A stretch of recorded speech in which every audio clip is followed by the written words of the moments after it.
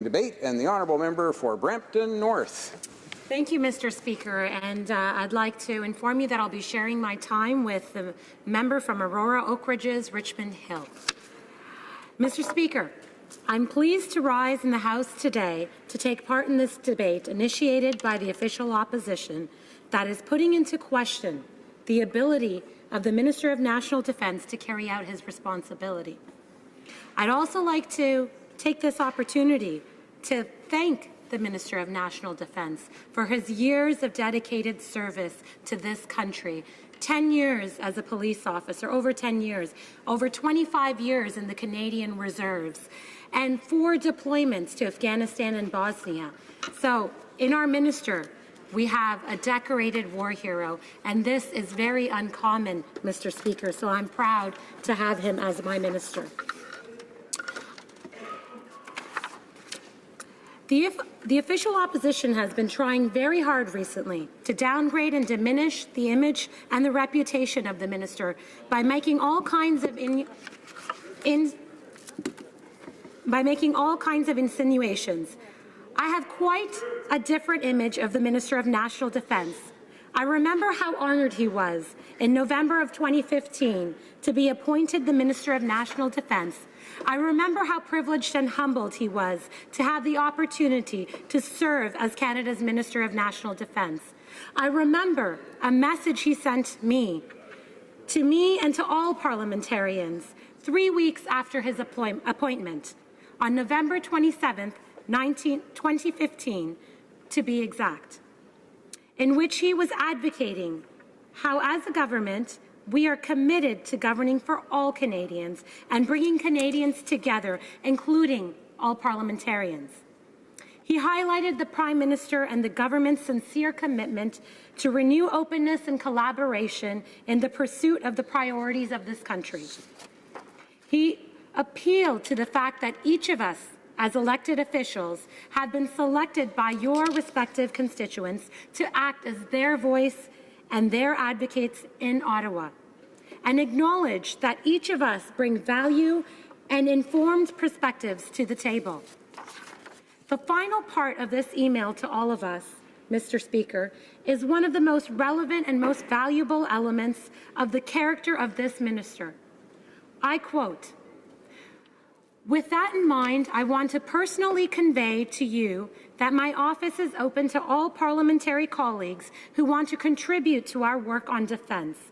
I can assure you that the government is committed to ensuring that the Canadian Armed Forces continues to stand amongst the best military force in the world and remains well positioned to continue serving this great country. We look forward to working in partnership with you in that endeavour. Together, we will chart the way forward for our men and women in uniform." Mr. Speaker, Canadians expect openness and accessibility.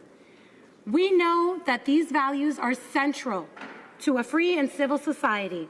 They are amongst the pillars of democracies. At the very beginning of his mandate, this is what the Minister of National Defence was offering to the members of this House and to the members of the Senate. This is a minister who, over the last 18 months, has been working tirelessly, day after day, to put together all the necessary elements that will ensure that the Canadian Armed Forces continues to stand amongst the best military forces in the world and remains well-positioned, well-equipped, and ready to serve our country. There are few responsibilities greater than the safety and security of our country. Every day, the women and men of the Canadian Armed Forces undertake vital, challenging, and often dangerous work in order to keep this country and our world safe. At the beginning of this month, members of our Navy returned to Halifax after 2 months in West Africa, helping to strengthen maritime security in the Gulf of New Guinea. In February, the Canadian Armed Forces provided assistance to the people of Acadian Peninsula in northern New Brunswick after that region was hit by a massive ice storm. In recent weeks, Canadian Rangers in Northern Ontario helped evacuate the Saskatchewan First Nation as they face potential flooding, and now the forces have a mission underway to assist the residents of Quebec facing the same crisis. And CAF members continue to demonstrate globally recognize leadership skills by helping train security forces in Iraq and Ukraine. Overseas and close to home, CAF members achieve much more than what can be described in words alone, and it's vital that we communicate their work to Canadians. The Department of National Defence reports on that work directly to the public by sharing the data it can via Open Canada Initiative. Access to information releases and progress reports, such as the important initiatives as Operation Honour. However, as elected officials, we have an additional responsibility to our constituents to obtain information on their behalf about our armed forces. And as Canadians, we owe it to our service members to understand and promote the work that they do to make this world a better place and by defending our country.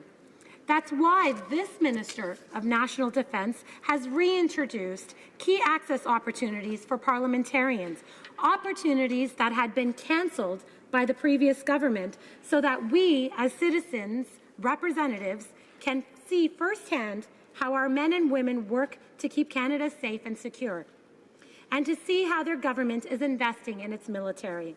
Until last year, Mr. Speaker, if a member of Parliament wanted to visit a military facility in his or her riding, they needed to get the approval of the Minister of National Defence.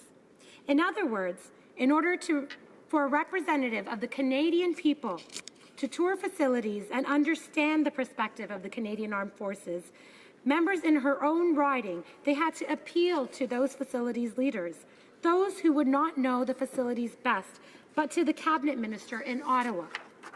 That's not open, that's not accessible, and that's not right.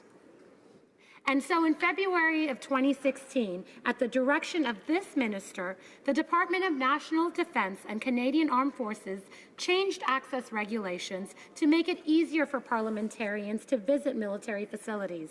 This change empowers base commanders and commanding officers of the Canadian Forces support units to approve and accept requests for visits from members of Parliament and senators who represent them. This change respects base commanders and commanding officers' knowledge of their own facilities. They know better than anyone how to balance security considerations with the obligation to share their work with Canadians' elected representatives. And we have to ensure that they are the ones making decisions to serve both. This increased access benefits parliamentarians from coast to coast to coast who represent areas with military facilities. There are many other places in Canada, however, that have no physical presence of CAF felt directly. But the Minister of National Defence believes that it's vital for all parliamentarians, not just those fortunate enough to have CAF facilities in their ridings, to interact with members of the Canadian Armed Forces. This approach involves more than visiting them where they work at facilities. It also means to visit them during exercises across Canada. That's why, with strong support from the Minister, the Department of National Defence and the Canadian Armed Forces reinstated the Canadian Armed Forces Parliamentary Program this year after it was revoked 6 years ago. This program, to date, has allowed 32 members of Parliament, have signed up 32 members of Parliament and 5 senators of all political stripes to participate in events that give them a chance to live and work with CAF members. In this House today, there are colleagues who have patrolled the Pacific on the HMCS Vancouver and visited CFB Esquimalt. There are colleagues who have sailed from Halifax to St. John's aboard the HMCS Ville de Quebec no later than last week. And there are colleagues who will work alongside thousands of armed forces members from Canada and abroad in Alberta later this spring.